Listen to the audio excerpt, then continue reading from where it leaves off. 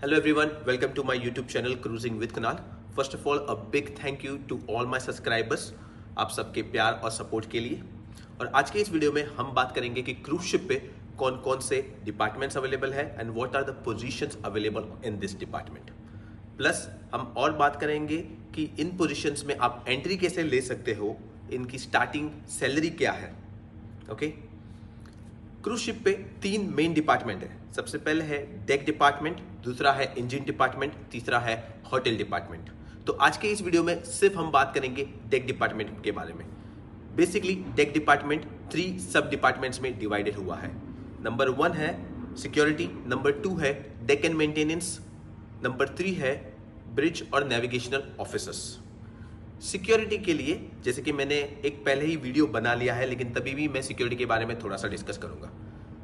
आपके पास security positions को apply करने के लिए मिनिमम 1 ईयर का एक्सपीरियंस होना चाहिए। कौन से भी फील्ड में, जैसे कि एविएशन में हो गया, आप होटल्स इंडस्ट्री में हो गया, अगर आप आर्मी और नेवी बैकग्राउंड के हैं वहाँ पे भी हो गया, आपके पास मिनिमम 1 ईयर का एक्सपीरियंस होना चाहिए। एजुकेशन क्वालिफिकेशन होना चाहिए, आप 10th स्टैंडर्ड या 12th स्टैंडर्ड पास होने चाहिए, फ्लुएंट इन इंग्लिश स्पीकिंग होना चाहिए। ओके, अगर आपके पास ये सब है और एक्स्ट्रा कोर्स STCW है आपके पास, तो आप सिक्योरिटी पोजीशंस के लिए अप्लाई कर सकते हो। करंटली मैं जो शिप पे काम कर रहा हूँ वहाँ पे सिक्योरिटी गार्ड की सैलरी चालू हो रही है $1,800, यानी कि almost 1,60,000 Indian rupees. Okay, security department में जैसे ही आपको थोड़ा एक्सपीरियंस हो जाता है तो आपकी पोजीशंस बढ़ती भी है और ऑफ कोर्स पोजीशंस के बाद सैलरी भी बढ़ती है। सिक्योरिटी डिपार्टमेंट में पोजीशंस है सिक्योरिटी गार्ड के बाद सिक्योरिटी सुपरवाइजर आता है, फिर बाद में आता है असिस्टेंट चीफ सिक्योरिटी ऑफिसर, फिर बाद में आता है chief security officer. At the end chief security officer is the last position in security department. दूसरा है deck maintenance team. Deck maintenance team में आपको एंट्री पाना है तो सबसे छोटा पोजीशन है OS। ओके, उसके बाद आता है AB, उसके बाद आता है असिस्टेंट बोसन या सेकेंड बोसन, और फिर उसके बाद आता है बोसन। बेसिकली ये शिप पे मेंटेनेंस का काम करते हैं।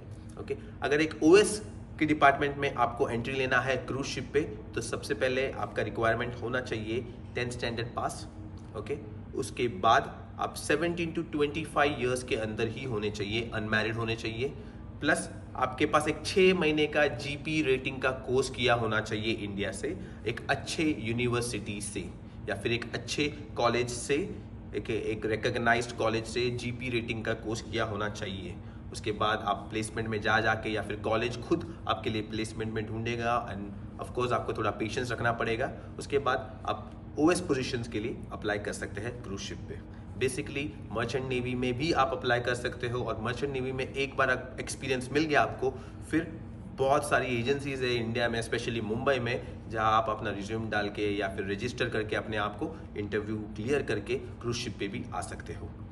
मैं जो शिप पे काम कर रहा हूँ वहाँ पे एक OS की सैलरी, एक ऑर्डिनरी सेलर की फर्स्ट ग्रॉस सैलरी है $1,300, यानी कि तकरीबन लाख रुपए, 1,02,000 या 6,000 रुपीज।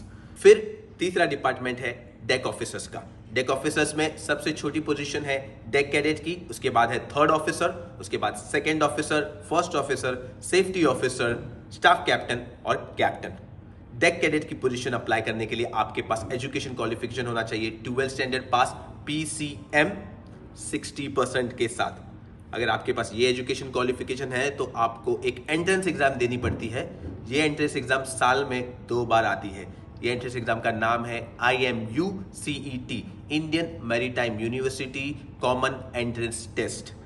ये एग्जाम क्लियर करने के बाद आपके पास 2 ऑप्शंस आते हैं कोर्सेज करने के लिए, कौन से भी अच्छे यूनिवर्सिटी से या फिर कौन से भी अच्छे कॉलेज से।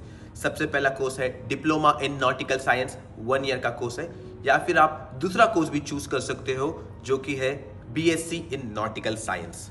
दोनों में ज्यादा फर्क नहीं है, दोनों कोर्सेज में सिर्फ अमाउंट का फर्क है। Diploma in nautical science come amount में हो जाएगा, BSc इन नॉटिकल साइंस थोड़ा ज्यादा अमाउंट में हो जाएगा। लेकिन अगर आप डिप्लोमा इन नॉटिकल साइंस कर रहे हो और आप जब भी एक क्रूज शिप पे या फिर एक मर्चेंट नेवी शिप पे जॉब कर रहे हो तो एक डेक कैडेट से ऑफिसर जाने के लिए आपको 18 महीने का सी टाइम लगेगा। ओके, वो कंप्लीट करना पड़ेगा। और आप BSc इन नॉटिकल साइंस कर रहे हो तो एक डेक कैडेट से ऑफिसर जाने के लिए आपको सिर्फ 6 मंथ्स का सी टाइम लगेगा। लेकिन कोर्सेज में टाइम कवर हो रहा ही है, 1 साल का भी करोगे, 3 साल का भी करोगे, दोनों भी कोर्सेज में टाइम कवर ही हो रहा है। फिर ये दोनों में से आपने कौन सा भी कोर्स पूरा किया तो आपके जो कॉलेज है, यूनिवर्सिटी है, वो आपको प्लेसमेंट के थ्रू कौन से भी मर्चेंट नेवी शिप्स पे जॉब दिला देंगे। ओके, नहीं तो आपको इंडिया में बहुत सारी एजेंसीज है, आप खुद जॉब ढूंढ सकते हो, अपना सी टाइम कैडेट के इसमें एम्बार्क हो सकते हो, सी टाइम कंप्लीट करके ऑफिसर्स के पोजीशन में जा सकते हो। करेंटली हमारे शिप पे जो डेक कैडेट है उसका स्टाइपन है अराउंड $500। ओके, उसका ऑलमोस्ट, उसने डिप्लोमा इन नॉटिकल साइंस किया है, उसका ऑलमोस्ट सी टाइम खत्म होने आया है, 18 मंथ्स का। घर पे जाके फिर से पढ़ाई करके साल भर का एक फिर से उसका पढ़ाई और एग्जाम चला जाएगा, उसके बाद वो 3rd ऑफिसर एम्बार्क हो जाएगा and the salary is having a huge difference, बहुत अच्छा डिफरेंस होता है। अगर आपको किसी मास्टर की सैलरी जाननी चाहते हो तो मैं बताता हूँ, मास्टर की सैलरी, एक कैप्टन की सैलरी $15,000 से $18,000 तक होती है। बस आज के लिए इतना ही। आपके मन में कोई भी सवाल हो तो मुझे कमेंट कीजिए, अगर मुझे टाइम मिलेगा या जैसे मुझे टाइम मिलेगा मैं आपको रिवर्ट करूंगा, आपके क्वेश्चंस के आंसर दूंगा। प्लीज़ मेरे इस वीडियो को लाइक कीजिए, मेरे चैनल को सब्सक्राइब कीजिए एंड मैं ये आपकी जर्नी के लिए आपको सपोर्ट करूंगा, जितना भी मेरे से हो सके उतना आपकी हेल्प करूंगा। Just follow me, like my channel, subscribe my channel and I will see you in my next video, जो वीडियो में हम बात करेंगे होटल डिपार्टमेंट के बारे में and what are the various position in hotel department. Thank you so much, follow me.